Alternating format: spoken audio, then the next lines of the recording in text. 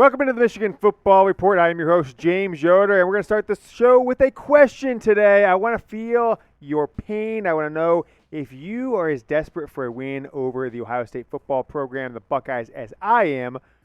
So let's get this and make it interesting. Right? Have some fun with it. Respond to other people's comments. To beat Ohio State, I'd blank, right? And you got to do it like future tense forward. And it's not like, oh, hey, some genie will come and make Hassan Haskins have superhuman strength and they beat Ohio State. Just say like, hey, Gray Sports Almanac, I got it.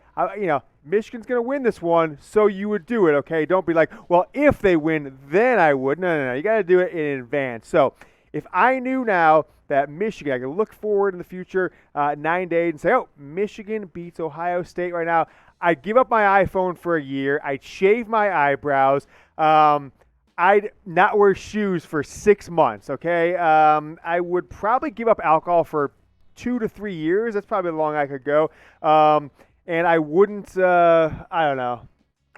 I would just do a lot, okay? I would not watch TV for a year, all right? That's what I would do. Maybe I watch football games, that's it. I would do a lot. It's been too long. I want to know what you would do. Some people might say, I'd chop off a finger. I don't know about that. That might be a little extreme. But I don't know. I mean, it's been 10 years. 8 straight losses. Last year they didn't play. But let me know. To beat Ohio State, to beat the Buckeyes, to win on November 27th, I'd blank. Let me know. Let's see which amongst of you are really that excited and maybe desperate as a fan to beat Ohio State. This is the Michigan Football Report. We are presented by Manscape, the best way to give and receive holiday gifts this season. Manscape.com, promo code GoBlue, 20% off and free shipping. Get the Lawnmower 4.0 trim up downstairs. All right, coming up on today's Michigan Football Report, people are asking questions. I'm giving some answers. The plan to beat Ohio State. What's the one thing, maybe 1.5 things that Michigan can do to beat the Buckeyes in 9 days? Also, questions on Jim Harbaugh's future. Does this season, is it already a success, or does his future with Michigan and, I guess, the fan base's thoughts on Harbaugh's future lie in what they do against Ohio State next Saturday? And we ask questions on Blake, Corum, Gemon Green, and others. It's the latest injury news on this program, all coming up on today's show. It's our mailbag from YouTube. You guys answer questions on Wednesday and ask questions on Wednesday. We have the answers. All right, Becky and Chad, a little couple account. Thanks so much for watching, Becky and Chad. Chad, what plan do you have in place for OSU? And I'm guessing Becky and Chad asked me the question. It's not like, to Harbaugh or anything like that. So I'm going to ask you, if I was the coach, if they're asking me for advice, there's really only 2 things that you can hope for, can do against Ohio State right now with as good as they're playing on offense and how much Michigan struggled with them over the past decade. And here it is. You've got to beat C.J. Stroud into submission. Hit him as hard as you can, even if it means giving up a long touchdown early on or something, or a long run, or going away from your typical defensive game plan. Hit him with everything you've got. Knock him into next week. I don't want to get him hurt, okay? Let's not hurt him. But he doesn't seem like a guy who is overly confident. I've seen him speak press conferences. He does a couple NIL things. I think you hit him hard. You hit him under the chin, all right? Knock some sense into him and hope that it's cold.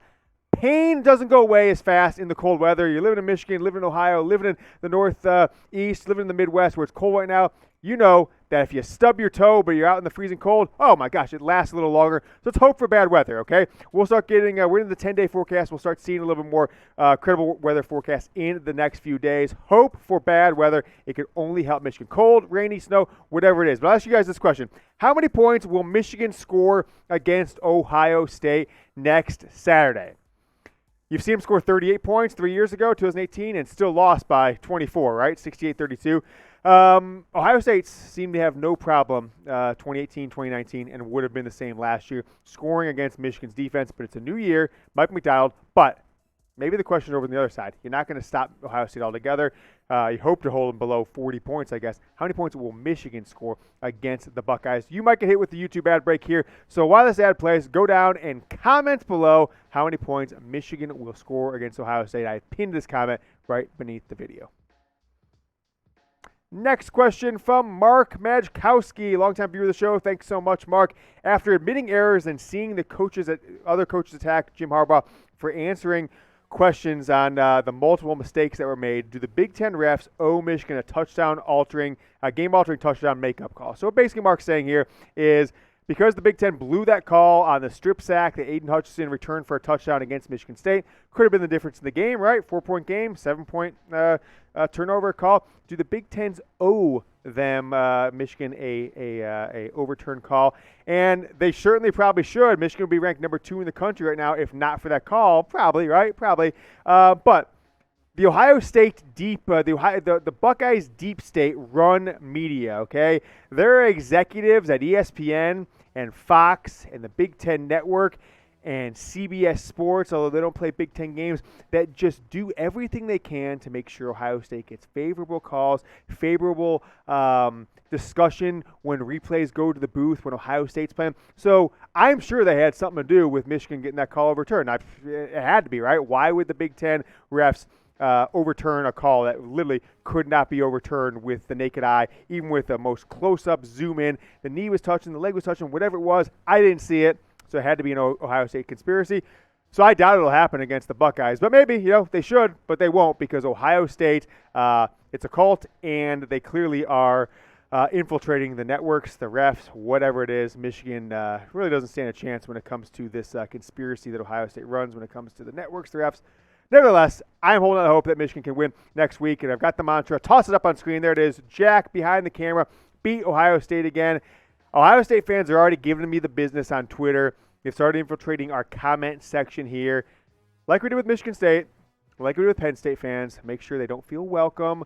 I know this is a Michigan fan-only zone. So type F Ohio OSU, F OSU, F them, right? Just Ohio State fans are just a real vile bunch, real you would never want your daughter to marry an Ohio State fan. I guarantee that. So make sure they do not feel welcome down in the comments. And trying to look for a little holiday gift-giving guide, go ahead and check out Manscape. The Lawnmower 4.0 is the product that I swear by. You trim up, hell, you got a little belly hair, a little chest hair. It works up there, too. Take it in the shower with you. Trim up. It's awesome. It recharges, so you don't have to add any batteries or anything like that. Normally $90, 20% off with promo code GOBLUE, easy to remember, and free shipping. If you want to buy something for yourself for Christmas, for a guy who needs a gift, this is the place to go. If your guy wants this as a gift, send the promo code and the link. Say, get me the Lawnmower 4.0, or hell, get me one of their packages that bundle a bunch of different products together at Manscaped. 20% off. Use that promo code GOBLUE. Manscaped.com, the presenting sponsor of the Michigan Football Report. Question coming in from my man, J Money Sniper. I'm afraid that Michigan might overlook this week's game against Maryland and find themselves in a situation like the one at Rutgers. What are your thoughts on it? Everyone remembers Michigan was controlling the game at Rutgers, but really didn't give any effort in the second half. Ended up being a much closer game than needed to be. I'll say this, J Money. I'm overlooking Maryland. I don't give a damn about this game as long as Michigan wins it. I am already in 100% Ohio State mode. I'm thinking about the Buckeyes. I saw a guy a couple days ago with an Ohio State sweatshirt on when I was, it was Sunday, so it was like 4 days ago, walking with my son on the trail. He was bike riding. I just go, OSU sucks, okay? We were flicking each other off. I'm in Ohio State mode. I'm getting a little rambunctious because I'm already thinking about this game, so I hope the team at least keeps it a little bit focused on Maryland.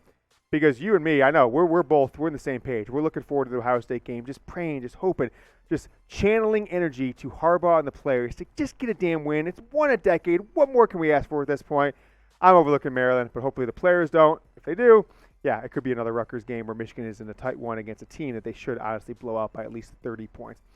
Cedric hates OSU. I only tossed this question on there because I liked the username, and that's a cool, pretty profile picture. This is the C.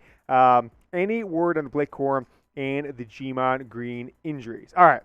I don't expect either one of them to play this week against Maryland.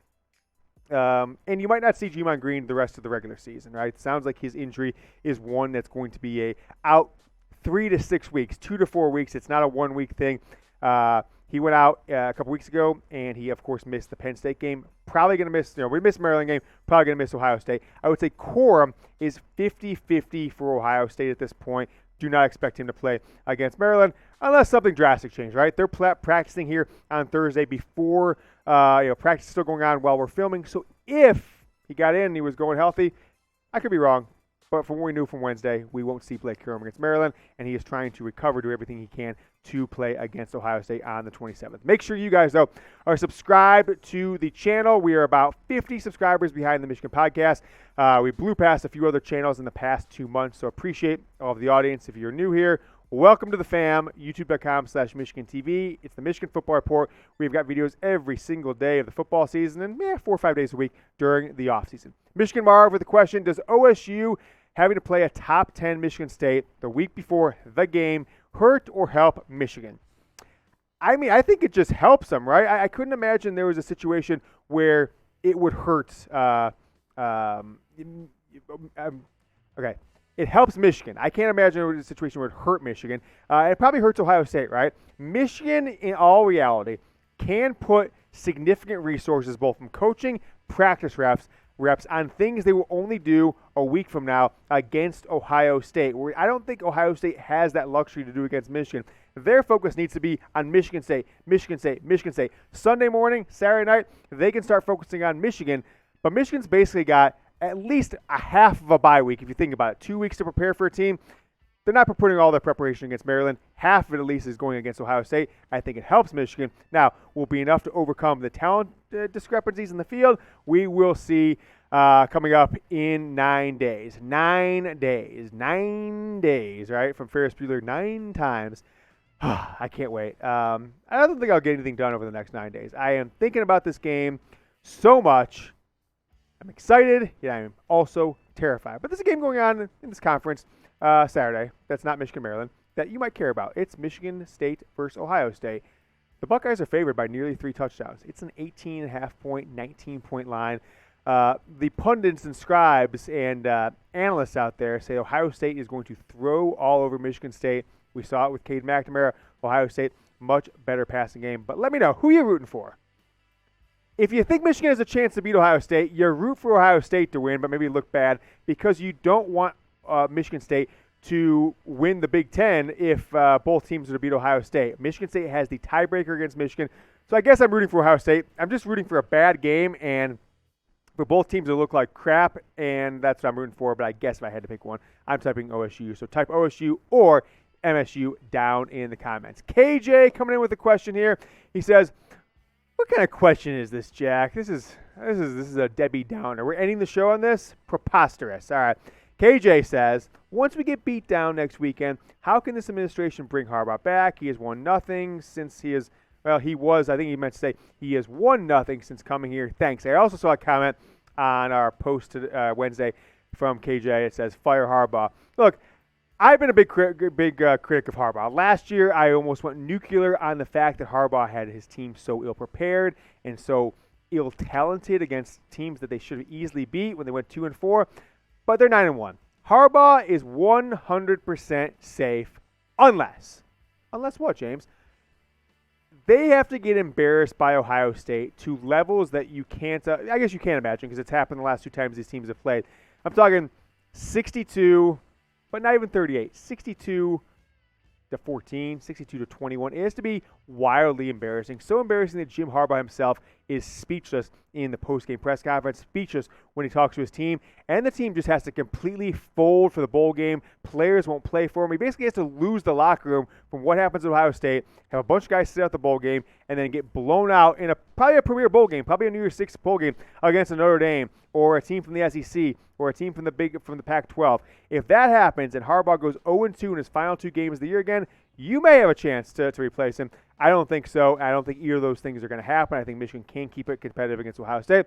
So we'll see what happens. But this has been a successful season so far. 9-1. Your only loss was to a top 10 team on the road by 4 points in a game you controlled, up 16 in the second half. That's a pretty good coaching job where I come from. All right, we've got one more show this week before Saturday's game against Maryland. We'll have a Michigan football rumors roundup heading into the game, posting that on Friday, and then the fastest college football post-game show in America Saturday after Michigan versus Maryland. Until next time, folks, go Blue.